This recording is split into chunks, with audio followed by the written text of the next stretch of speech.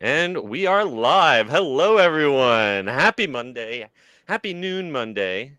We are at our usual bat time, our usual bat channel, but we have a very special guest host. Carly is off doing something exciting that she'll be sure to tell us about next week when she's back. So thank you so much, Blake, for jumping into the rotation and helping me out. Yeah, of course. Glad to be here. Great to see you. Well, let's check in really quick and see who we've already got in the chat. And of course, Michael Bingham, first up, saying what's going on to everyone. What's going on, Michael? It is great to see you. It's also great to see Blossom and Michelangelo in Derek Ho's corner, as always. Welcome, folks. Brian Sager's checking in, and he says that Disney is having tech issues all day for the resort and also for Disney Plus. They can't even accept payments. Well, it's a good thing that I was not planning on going over to Walt Disney World today. If you were trying to make a payment or something, you might want to wait until tomorrow or the next day, it sounds like. That might be in our news next week. That's definitely breaking information. I might head over to Universal instead then, I guess. And I know Michael, I saw on Twitter that he got to visit Disney World on Thursday for the first time in 2 years. So welcome back. I'm sure you're going to make good use of that new annual pass. All right. Well, thank you for everyone who has checked in the chat. We got 45, 47, almost 50 people. So why don't we kick this show off in 3, 2. Please lower your head and watch your step while boarding. Welcome to the Attractions Podcast. You are all clear for dispatch. Have fun. Hello, everyone, and welcome to the Attractions Podcast, sponsored by MEI and Mouse Fan Travel. I am Seth. And I'm Blake. And we are here to talk to you about the latest and greatest in theme park news and more, as well as what's been going on in our own lives. And my usual co-host, Carly, is off on an exciting adventure. So I want to thank our reporter, Blake, for stepping in, helping me out with the podcast today.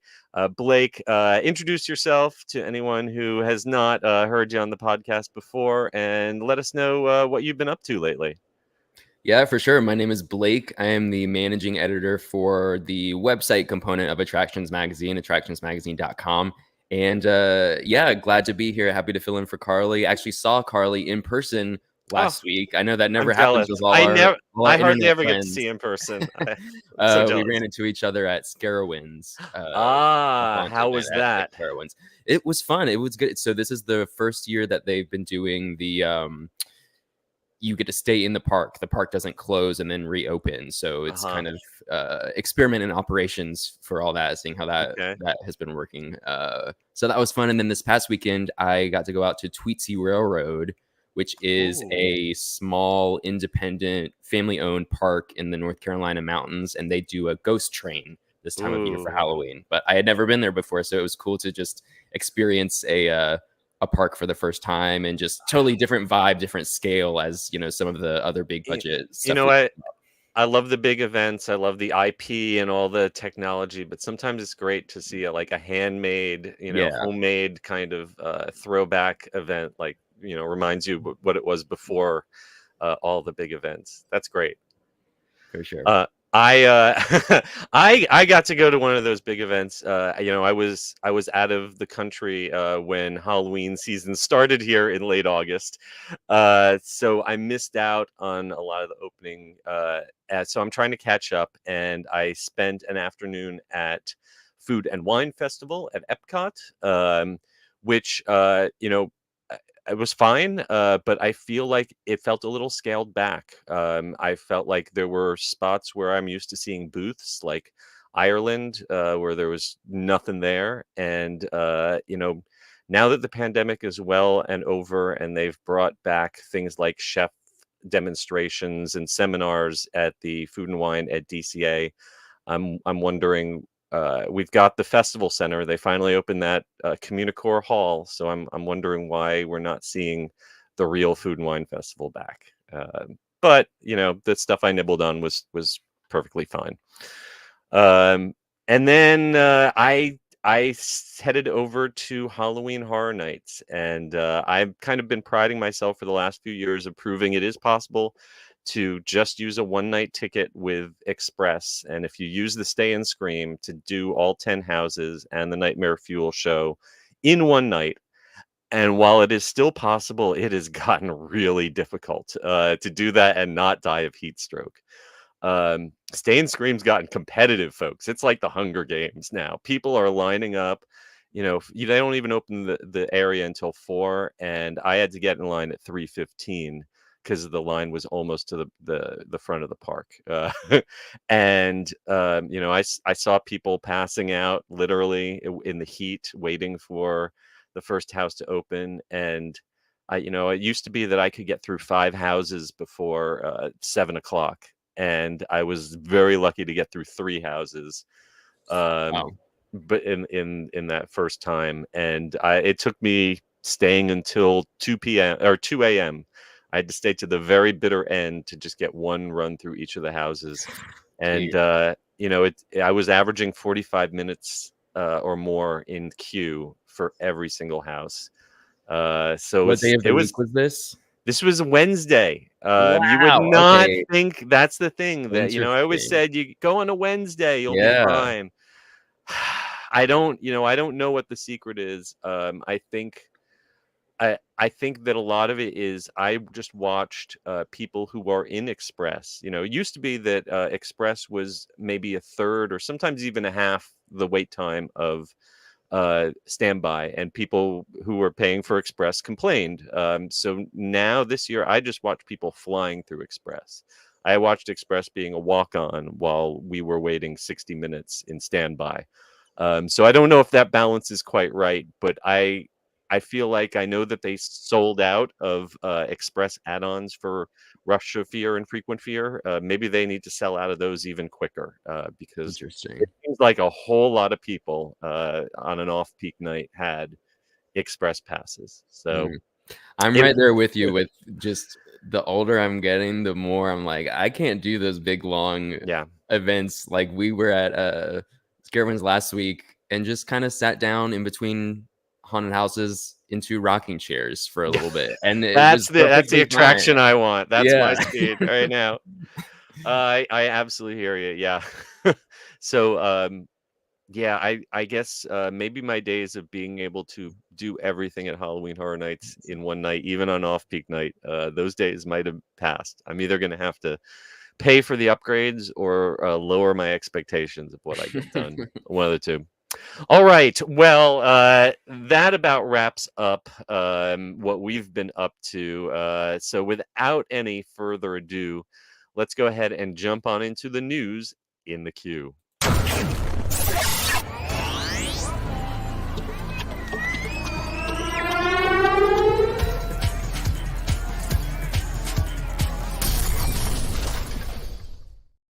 All right, we're going to kick it off at Walt Disney World with an article written by Blake himself.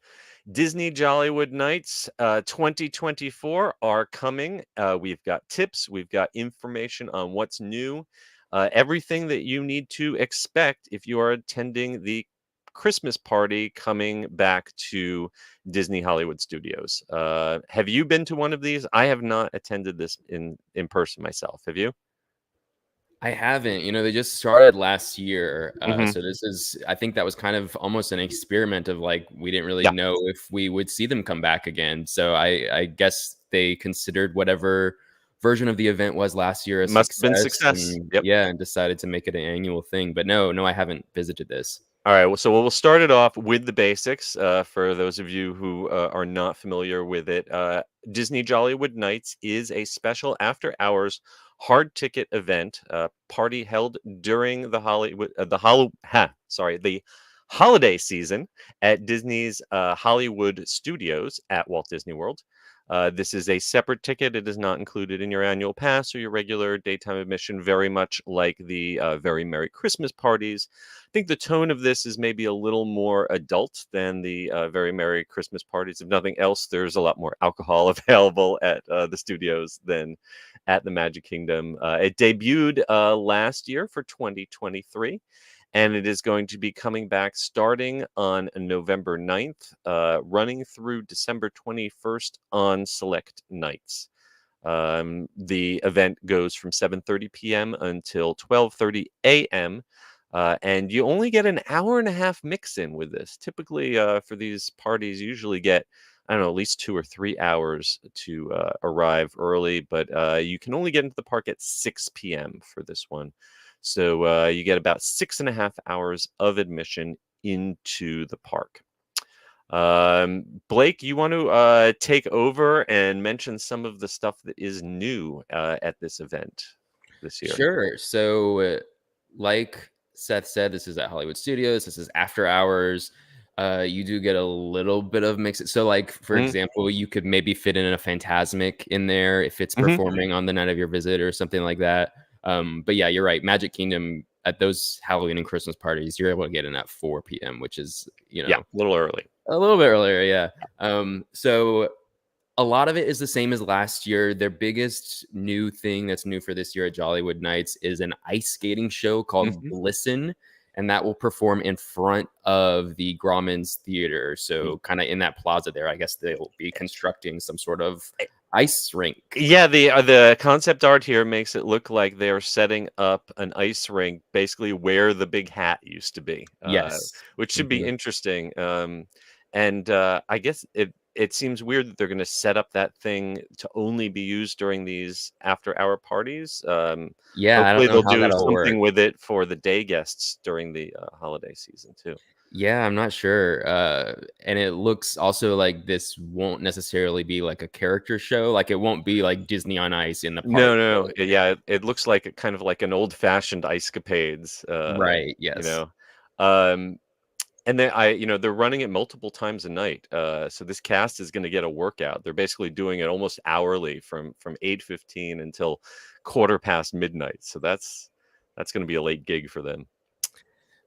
So then that'll include some new projections on the Grauman's Theater, which is cool. So that'll be kind of just like a backdrop during the show. But then there's also the projection and fireworks show that is like the main projection show, you know, later on in the night. Jingle, absolutely. Jingle, I can never say it right. Jingle Bell, Jingle Bam fireworks. That typically runs for all day guests during the week of Christmas to New Year's.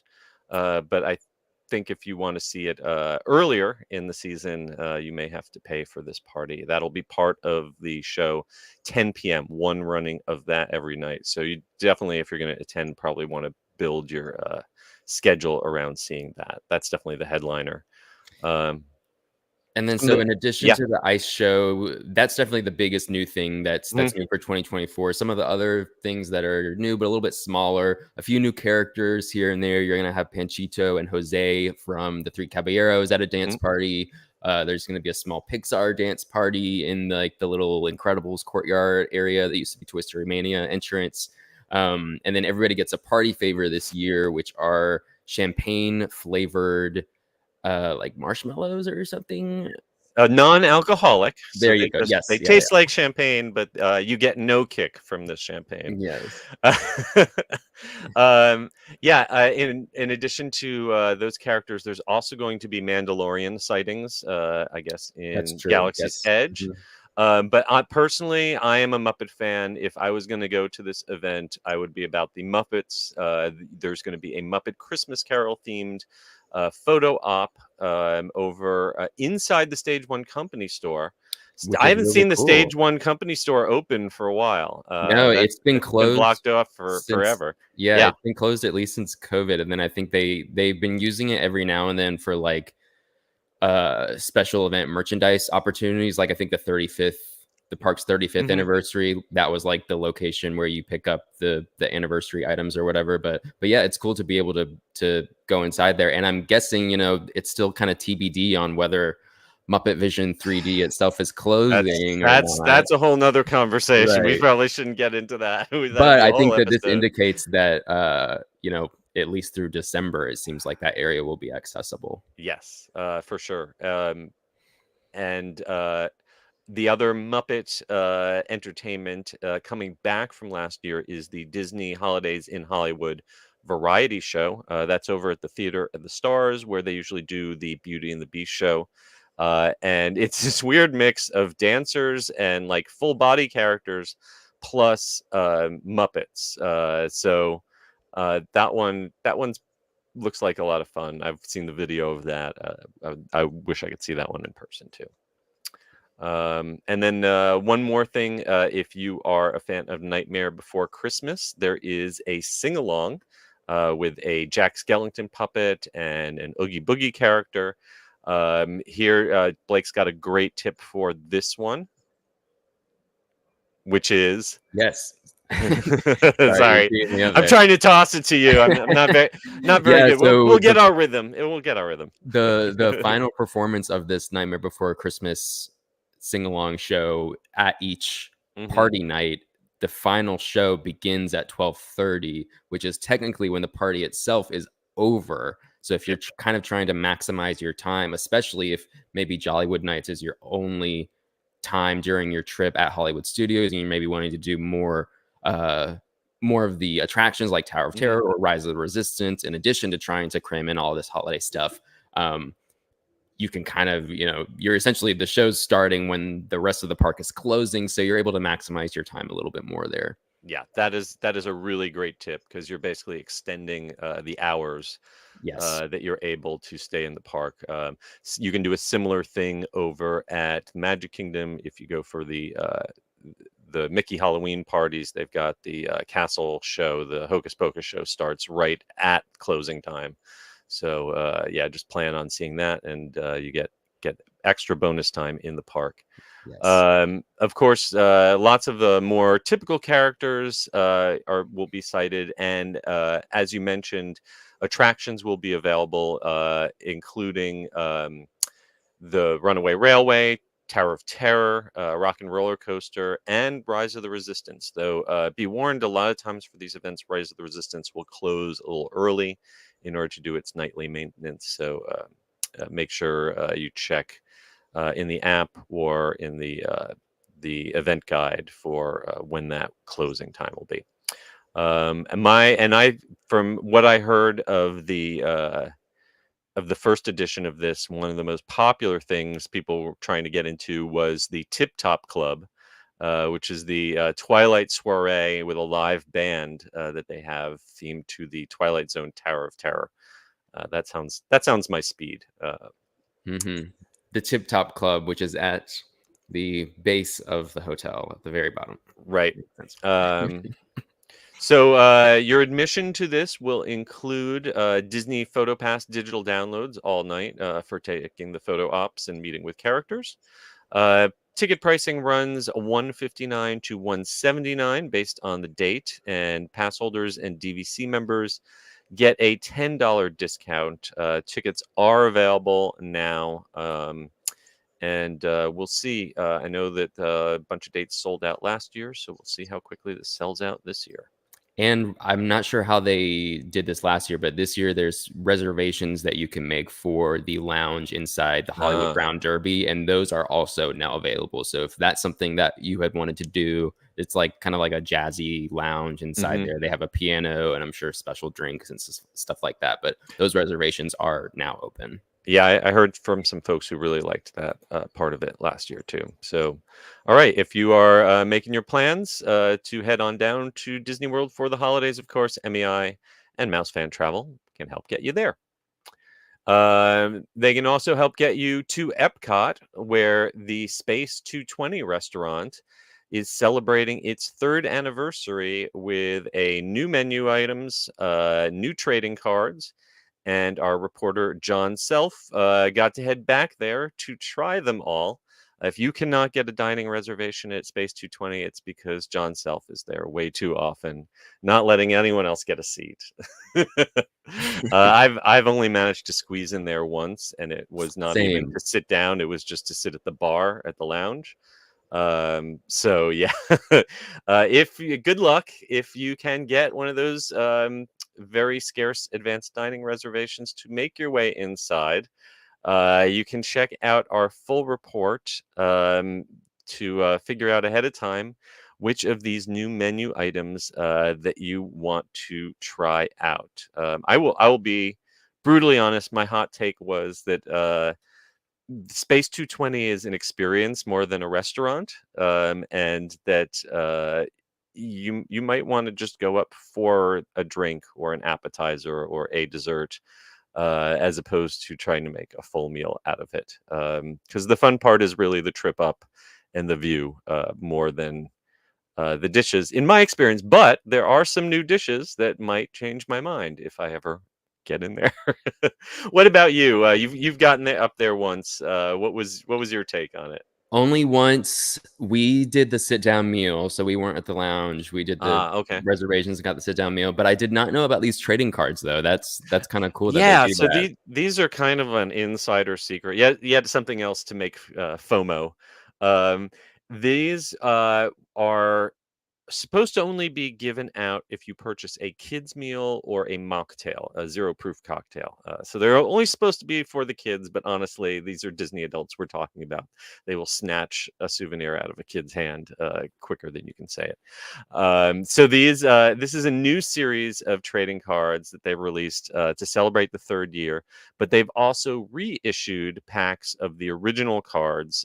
So I guess you can help complete your collection. There were previously 8 series of trading cards, and there's these reissue packs have 5 cards each in them. So you'll still have to go back multiple times in order to collect them all. But I guess now's your chance to do that, or just buy them off of eBay for a ridiculous amount of money, I guess. Oh. So some of these new menu items, won't go into too much detail. These are being unveiled for regular guests on October 14th. Like I said, our reporter John got to sample them all.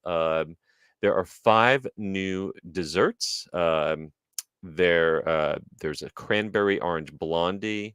There's a lunar carrot cake, a sun-themed chocolate tart, a gluten-free chocolate shell filled with cheesecake, and a lemon chiffon cake with a berry compote.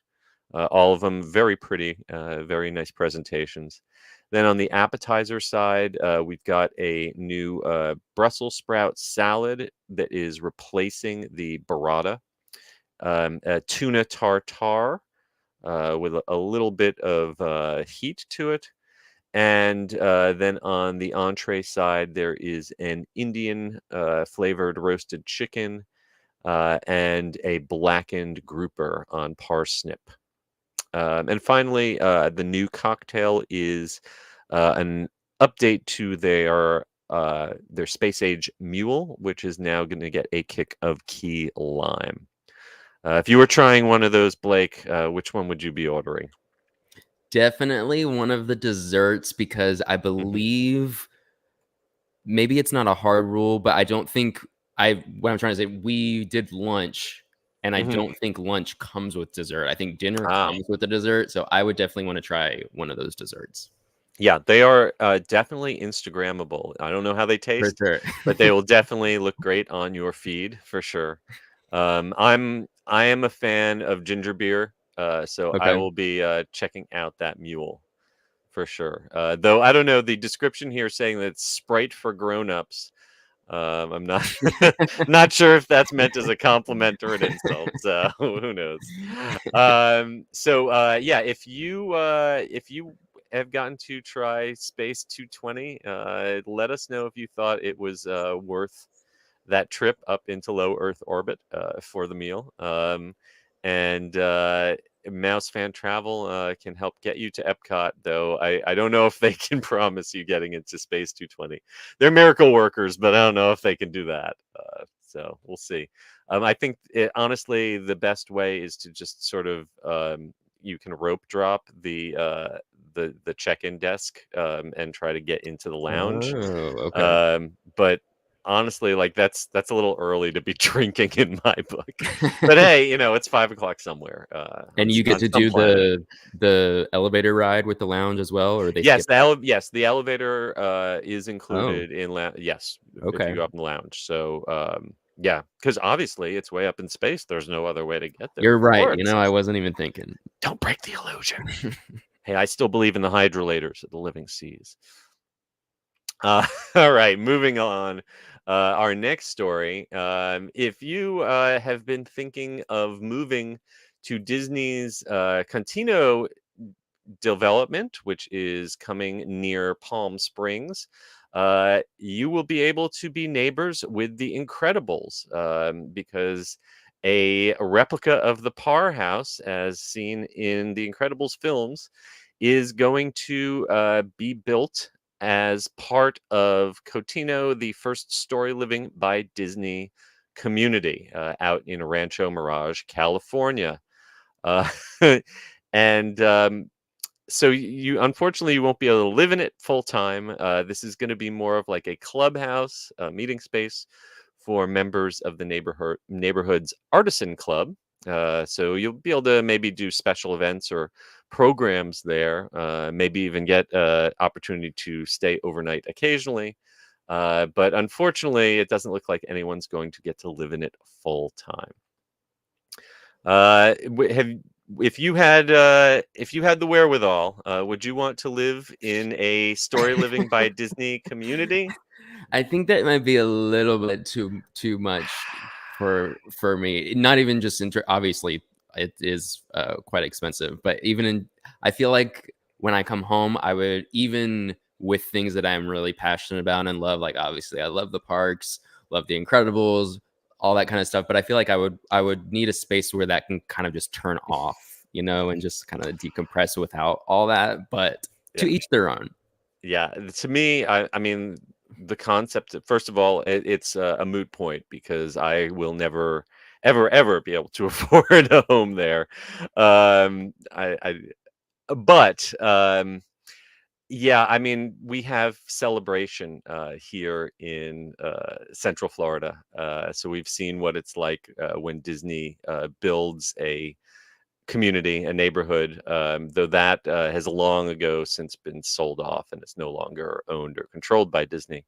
We'll see how this new community turns out. It will either be like the Truman Show or it will be lovely, I'm sure. And then I guess, so I'm curious what the difference is between something like this, which they're saying is like the first of its kind, the first story living community, versus something like Golden Oak, which has existed for quite some time at Walt Disney World. Yeah, that's an excellent question. They've shown a lot of amenities like this huge man-made lake in the middle of a desert, which seems like the very definition of hubris, but what do I know? I'm not an environmentalist. They've talked about, like I said, programming that they'll have this neighborhood artisans club. But yeah, exactly how that's distinguished from what they've done in Golden Oak or previously in Celebration. And this is just the first story living community. There's going to be another one near Raleigh, North Carolina called My neck of the wood. Area. Yep. So you will definitely be checking that out and reporting on that for me. Though they might, I don't know, they might tase you if you get anywhere near the property line. Who knows? So yeah, we haven't gotten too much detail on this Incredibles house project, but I'm sure we'll see more renderings and more footage as this project develops. Michael McKay in the chat said he has not seen The Incredibles 2 yet. Oh, well, have I seen The Incredibles 2? I know I've seen the first Incredibles a whole bunch of times. It came out, I think I might have seen about The like Incredibles 5 or 6 years ago. Yeah, I might have seen the second one once. So yeah, it was all right. It's all right. Moving right along. Now for something completely different, heading from Disney over to Busch Gardens Tampa Bay, where a long defunct area is coming back to life as a brand new realm. Um, Busch Gardens Tampa Bay recently released information about Wild Oasis, a new area coming to the park for spring of 2025. And this is going to bring back to life a section of the Jungula or Jungula. I don't know how you're supposed to pronounce that. Jungala, maybe. Jungala, yeah. I'm not sure either. So Jungala has had a whole big section of it shut down for quite some time.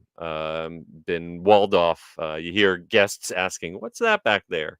Well, now it is going to reemerge as the Wild Oasis, and it is going to feature a drop tower attraction with digital effects and sound effects to enhance the experience. But it's going to be a kid-friendly area, so nothing too extreme thrill-wise. But you will have interactive water play areas, a multi-level climbing canopy, and a new multi-species animal habitat where you can get up close with some creatures. This is going to be replacing the old treetop trails area of Jungala that, like we mentioned, has been defunct for quite some time. So it's great to see something that's standing but not operating, getting a new lease on life. Definitely. And I've only been to Busch Gardens Tampa Bay once. Oh, and really? That was during one of their Christmas town events, so there was kind of a lot Mhm. happening. So I'm not super familiar with this Yeah. area, but like you said, it is really neat to see something that you always pass by and be like, oh man, that's just more, that could be more capacity, Mhm. or that could be, especially in this park, something else that's for some younger guests that's not like a big roller coaster. Because Yeah.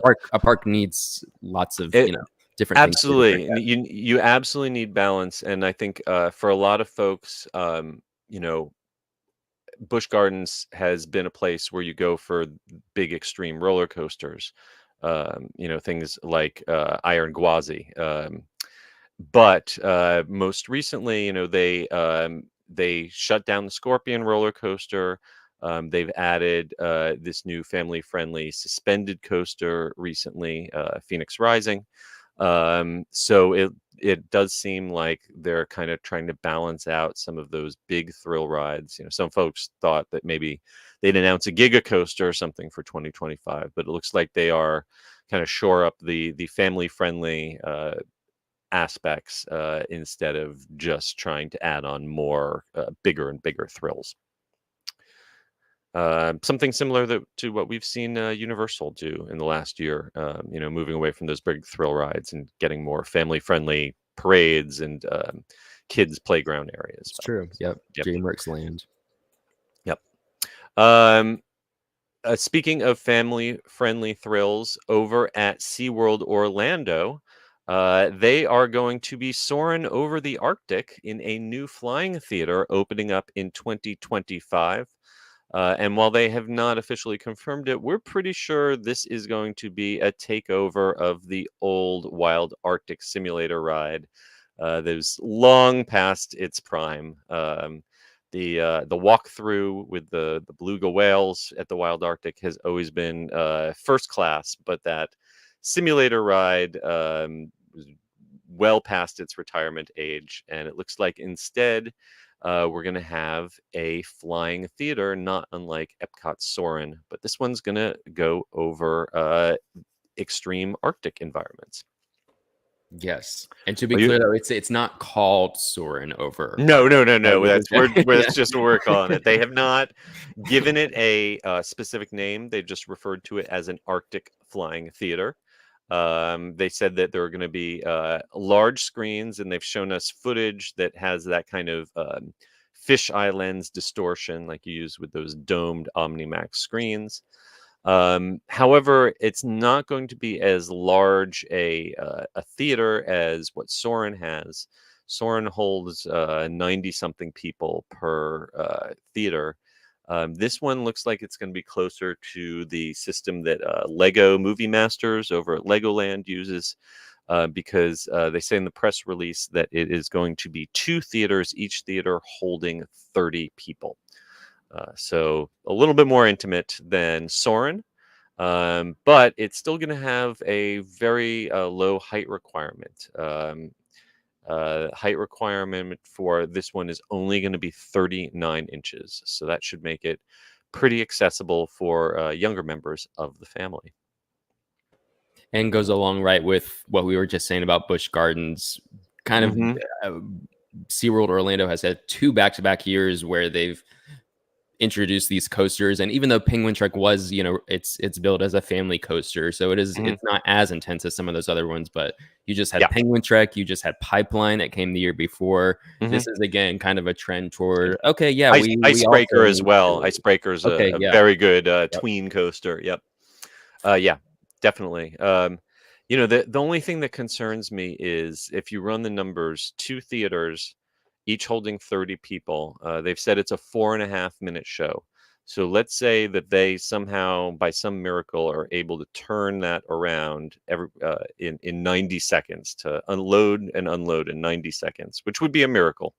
But if they're able to do that, they could do 10 shows an hour, 2 theaters, 30 people each. We're talking 600 people an hour at most. And I would guess that the actual capacity on this thing would be less than 500 people an hour. So it's frustrating, for me as, I get invited as media to these things. I'm not waiting hours and hours, but then I'm reporting on it, I'm reviewing it, and it's hard to recommend someone, go out and buy a ticket to a park for a particular ride when they're going to stand in line for an hour and a half, 2 hours, just because they underbuild the capacity of these things. So, I think that a big new e-ticket for a 500 something 600 person capacity, I don't know how that makes sense. Did you ever do the seasonal Polar Express thing that you yes, I did. How was that? Well, I mean, it was basically footage from the film, mainly that kind of roller coaster style scene of the train on, but because it wasn't designed for a first person perspective and it's cutting back and forth, it was not very effective as a motion simulator, and for me, and the movement, that was a rough simulator platform. And you add in those dead-eyed, like all those characters in the Polar Express were all like uncanny valley zombies. I understand. It all added up to a kind of uncomfortable experience. So I don't think that's going to be coming back anytime soon, unless maybe for Hallow Scream. It sounds. Oh my God, yes, that would be. Yes, I could see that as a nightmare. Moving right along to our next story. Cedar Point is got a stacked calendar coming for 2025. On top of promising to get Top Thrill Dragster 2 working for next season, they've also announced a brand new tilting coaster. And we have not seen anything quite like this in North America. I've seen an Asian park that's got something like this. And this one looks truly terrifying. Make sure you head on over to our website to see the pictures and the renderings of this, because this is a coaster that's going to bring you up to the top of a hill and then have the entire track disconnect and pivot until you are facing straight down, and then reconnect and drop you. So it's kind of combining the opening of Harry Potter and the Escape from Gringotts with the kind of 90-degree straight down angle of like Griffin over at Busch. One of those straight down drop rides, and it looks pretty terrifying. It looks very terrifying. Yeah. And I did at first think, when I first read the description before seeing the images, I thought like, oh, okay, is this basically Griffin? Like, is this just another one like that? And no, it's not. The actual track is pivoting. The entire track disconnects and pivots to go from flat to 90 degrees straight down. And like I said, I've only seen one other coaster that does this at an Asian park, and it looked pretty free. I was like, oh, they'll never bring that to the States. Well, Cedar Point says, hold my beer. We're going to do this. Here's the stats. You're going to reach a maximum height of 160 feet and a maximum speed of 58 miles an hour. But even if they're taller, faster coasters at Cedar Point, this one is going to be real intimidating, especially if they manage to get the sky behind it to be this stormy and dramatic all the time. I know. This concept art makes it look like vibes. lightning's about to strike the train. The theme for this one is based around the sirens who apparently hide in Lake Erie, right adjacent to Cedar Point, waiting to lure unsuspecting sailors to their underwater demise. Hopefully this ride will not be going underwater and when it plunges straight down. Theme is a very loose this is here. Cedar Point. Yes, this is not a story coaster. Right. This is a bare bones. Hagrid. This track, it's not indoors, or probably theming will be restricted to some props in the queue or something like that. You're lucky if you're going to get some canopy shade in the queue in terms of theme.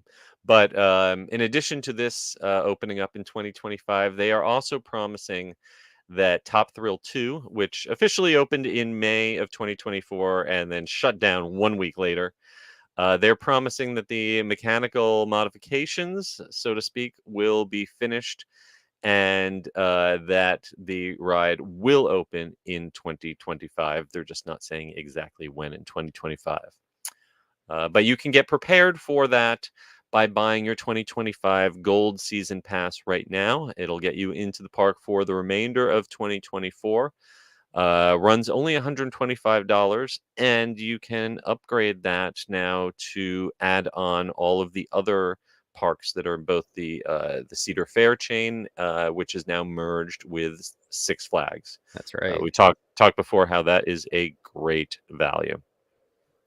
And if you do want to know what it's like to ride Top Thrill 2, one of our reporters did get to ride it in that brief period where it was open, and we have that firsthand review report. One of the few. One of the lucky. Yeah.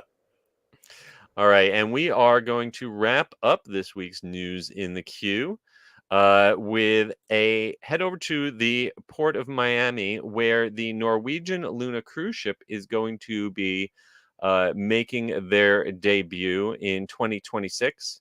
And they have just announced one of the standout features on this new Norwegian cruise ship is going to be a launched water slide roller coaster.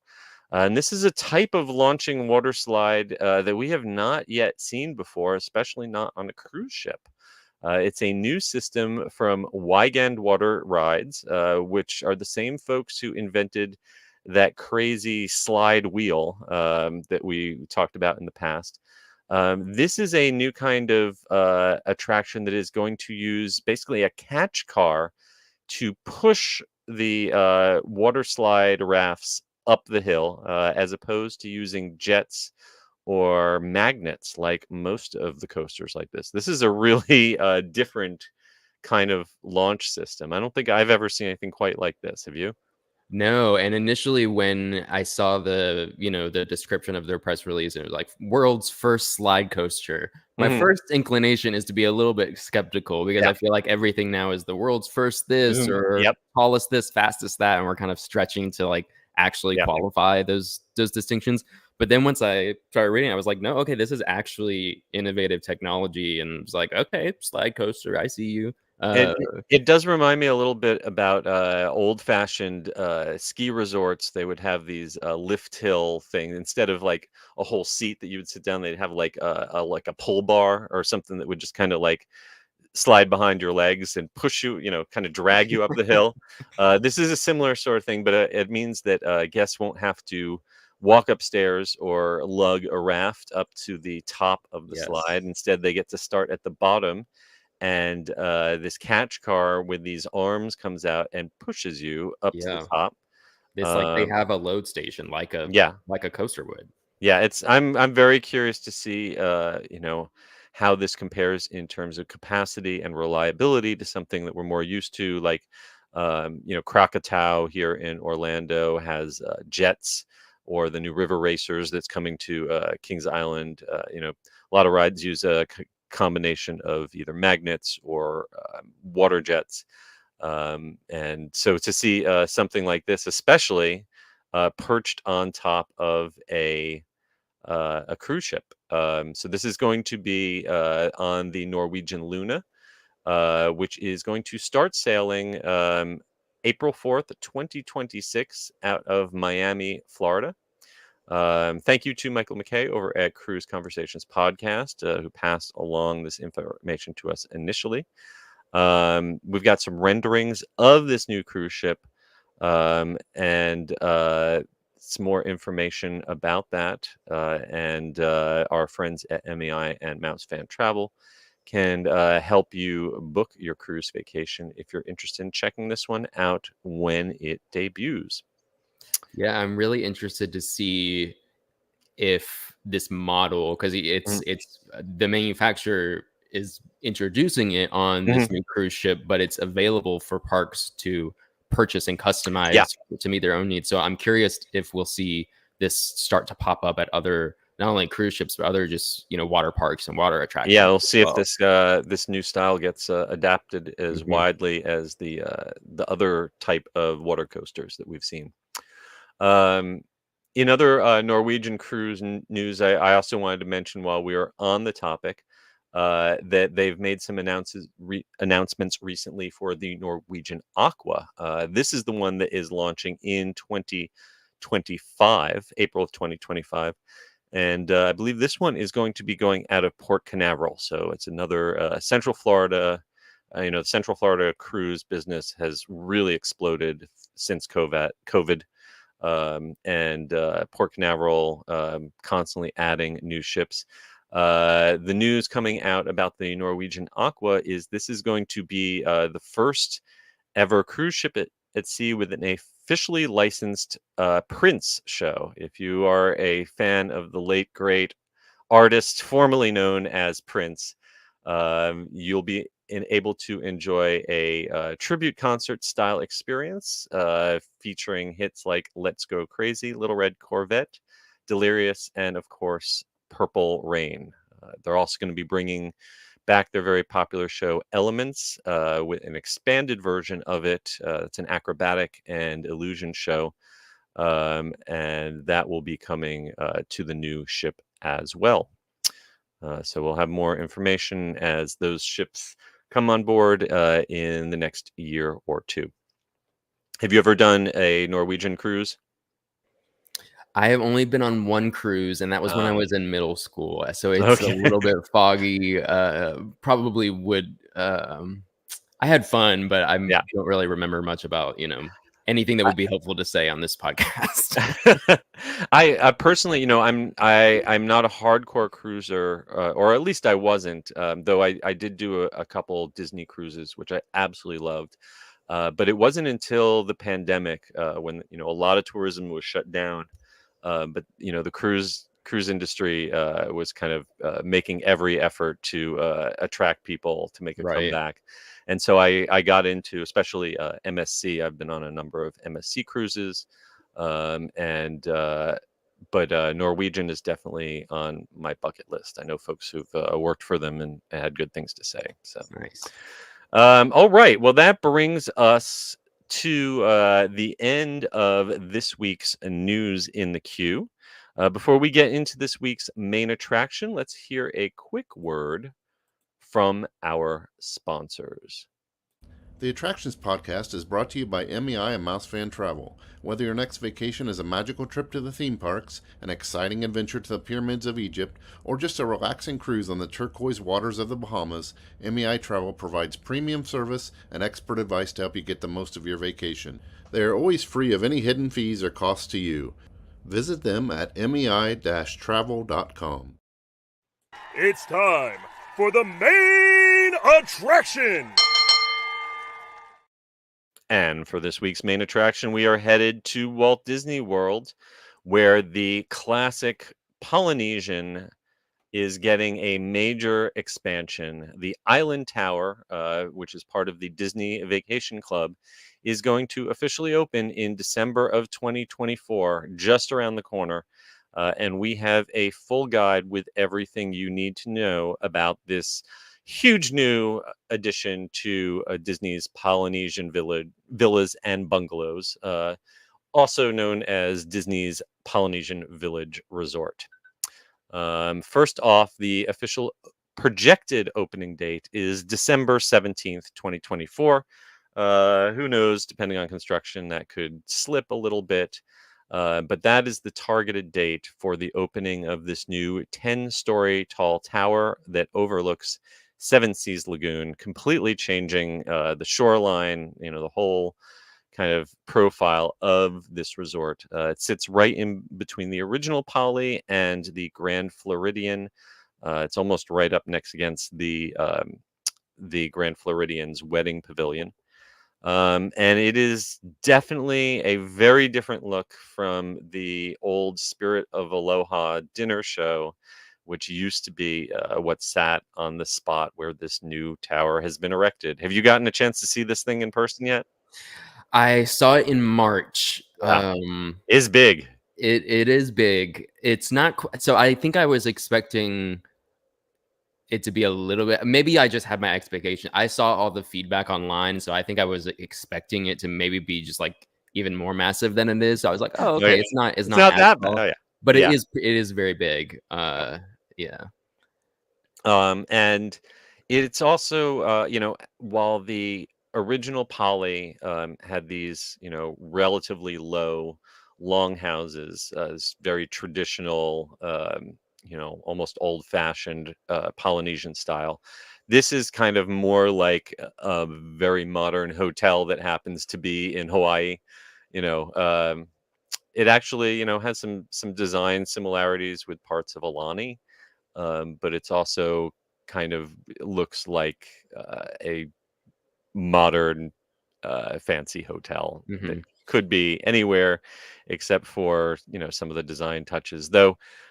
They have showed off how in the concept art previously released of the lobby, how they are working with artists around the world to create a unique artwork that includes preserved moss walls, sculptures made out of recycled fishing nets, generally trying to be inspired by the spirit of conservation and the culture of Polynesia. But it's, I know that the, quote unquote tiki look of the original Polynesian is considered kitschy and out of date, but I kind of have a soft spot for hey, I still miss the old rainforest lobby in the Poly that's now long gone. So what we are getting with this new hotel, though, is a new Moana pool area with a splash pad featuring Moana's sailboat. And it's also going to have a cove pool, which will have 0 entry, which is always helpful for folks getting in and out of the water. And these are going to be accessible to all Poly Village guests. Even if you're not staying in the DVC Tower, you'll still be able to check out these new additions. I'm curious how that aspect of the resort will work in terms of transportation, specifically for the monorail. We haven't really heard anything about plans to increase or change operations for the monorail, but I feel like that's all of a sudden you're going to have a lot more guests. A lot more people. And those guests, it's a bit of a hike. It might actually be closer for them to walk to the Grand Floridian, depending on which end of that tower they're on. Yeah. Yeah, it's going to be a bit of a hike for them, and it will. I don't think that they magically have extra monorails to throw Right. on the track to accommodate all these new guests. Maybe they can throw some more boats on, because I think the boat Yeah. dock Hmm. isn't too far from there. But yeah, that's definitely going to be an increase in people, because these accommodations sleep between 2 and 9 people, depending on the room style. They've got little 2-person studios, deluxe studios, all the way up to 2-bedroom penthouse villas. We've got some pictures of the renderings, and like everything else, very clean, very modern. A little bit of subtle Polynesian touches in the artwork, in the details, but it's not a heavily themed room in the old school Disney hotel style. I think those days are gone if you miss those kind of heavily themed rooms.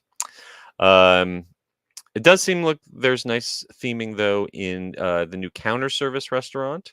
The Wailuau Bar and Grill is located inside the Island Tower, and it's going to have both indoor and outdoor seating. It's got some colorful fish overhead, and you get everything from pastries at breakfast to an all-day lunch and dinner menu of Polynesian flavors. So there's been a lot of changes to the Polynesian village over the years, and we've got some videos and historical information about all of that. If you are interested in purchasing or renting rooms at this new DVC property, October 1st is the opening of ownership sales for current DVC members. Opens up on October 15th for everyone, for people who want to book a vacation if they're a current DVC member. And then if you are not yet a DVC member, you're looking at October 29th to buy or November 19th to rent. And if you are interested, starting prices for an ownership in DVC starts at $23,000 and goes up to over $60,000. So And I do believe it. regular reservations are now open though, for just like not anything associated with DVC. If you just want to Okay. stay there without any sort of Yes. long-term commitment or anything, those are already open. Yes, if you are not, sorry, yes, you're correct. If you're not purchasing or renting with points, if you just want to book a hotel room, that is currently open to anyone. Someone in the Um, chat asks about any table service options at this new tower. I don't think there are any. Are there? As far Just as on I the table? know, if you want table service, you are going to have to hike over to Ohana, Mhm. um, over at the main building, or maybe it might even be closer to walk over to one of the restaurants at the Grand Floridian from this tower. Or you could just swim across the lake over to Magic Kingdom. That works too. Did you ever Don't get to do the old luau show? I did, and I will say, I don't. I I'm glad we still have a luau show at Universal, That's because it true. was, Mhm. as a kid, actually, the Disney one, I think I only ever did that one once because that was the expensive one. We used to do the SeaWorld one. Oh, SeaWorld for wow. many years Okay. had a luau show that was, I guess their claim to fame was it was less expensive than Disney's. Um, I remember liking the dancing and really hating the poi. Sorry. Interesting. Okay. Uh, but yeah, the one at Disney, I actually, on my honeymoon, went there with a bunch of wedding guests, and between the unlimited Mai Tais and the extremely long fashion show segment, there used to be like almost a 20 plus minute segment where they just come out and show off Hawaiian shirts and Okay. dresses. I remember falling asleep real hard in that show. Good times, good times, good times. All right. Well, if you are interested in visiting this as a guest, MEI and Mouse Fan Travel can help plan that vacation.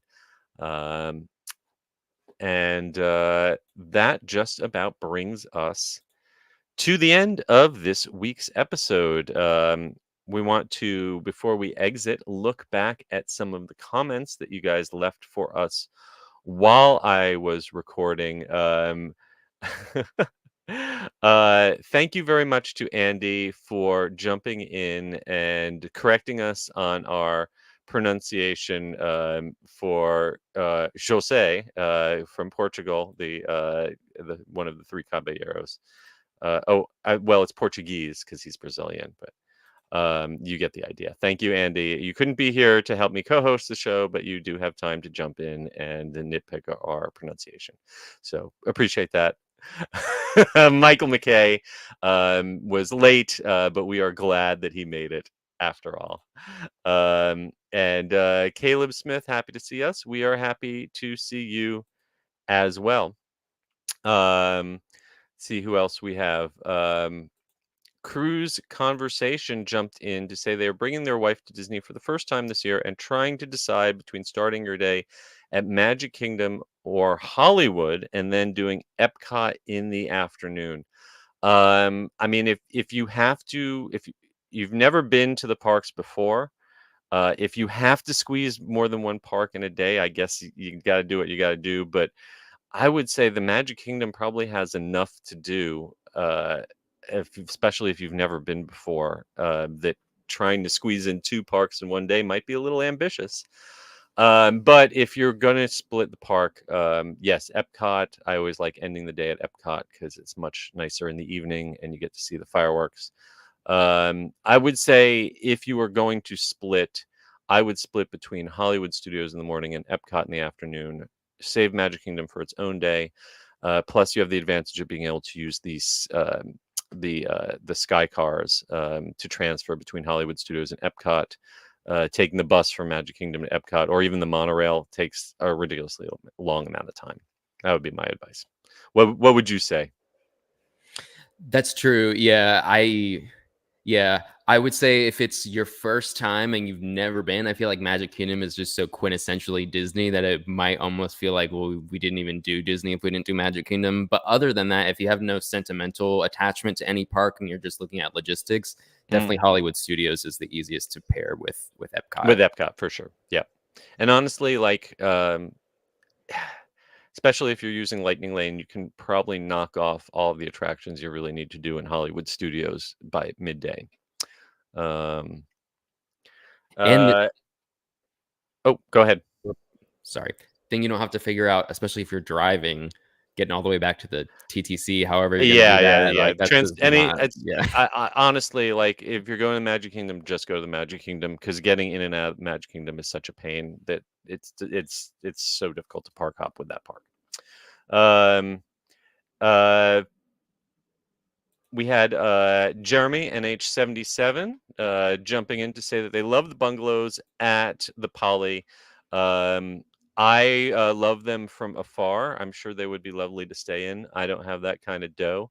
And honestly, I think if I did have that kind of money, I would stay in a hotel room that is not right next to a ferry boat that starts honking at 7 a.m. every 10 seconds. You are not sleeping in if you're staying in those bungalows. I had never thought of that before, but that has got to be true. Yeah. And Jeremy also wanted to know some new details on the Poly with food options for the guests, exit entering for reservations, and that's an excellent question. I'm guessing that parking, especially as they often do, will be reserved to folks who are either registered guests at that hotel or have a dining reservation. And if that's a counter service dining only, I don't expect it to take dining reservations.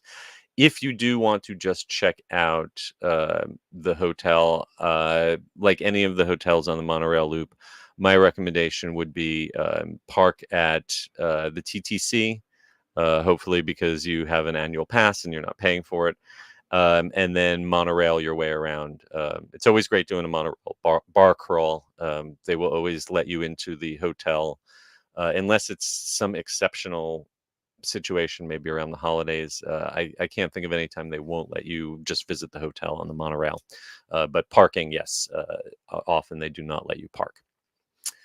All right. Well, that just about brings us to the end. Before we leave, one more thank you to our sponsors, MEI and MEI-Travel. And another reminder to everyone, please give us a rating or review wherever you happen to listen to us, if that's Apple Podcasts or Spotify, or give us a like and subscribe on YouTube if you're watching the live stream. And be sure to follow us at attractionsmagazine.com. Search for Attractions Magazine on your favorite social media platform. Blake, where can folks find you on the interwebs? They can just search for Attractions Magazine. I'm the managing editor of our website, so I oversee the writing there with our excellent team of reporters and writers. And we got a lot of exciting stuff coming up this week on the website. Stuff from Tweety Railroad Ghost Train that we mentioned earlier. We have a review of Fright Fest Extreme over at one of the Six Flags parks. So a lot of fun stuff happening on our website as the Halloween season continues, and even as we get into the holidays, which are fast approaching. Wait. It's almost October, which means that Halloween must be over, right? Halloween ends in like mid-September now, right? Yeah. Because it starts in August. I'm going to be heading out to some more Halloween events coming up soon. I'm going to drag it out right till the 31st of October. But in the meantime, you can find me on socials at S. Kuberski or at The Unofficial Guides. And you can pick up copies of my brand new books, my 2025 guidebooks. Order them now at theunofficialguides.com. Until next week, we hope you folks stay safe, try something new, most importantly, have fun. And we will see you again next time. Bye. Bye.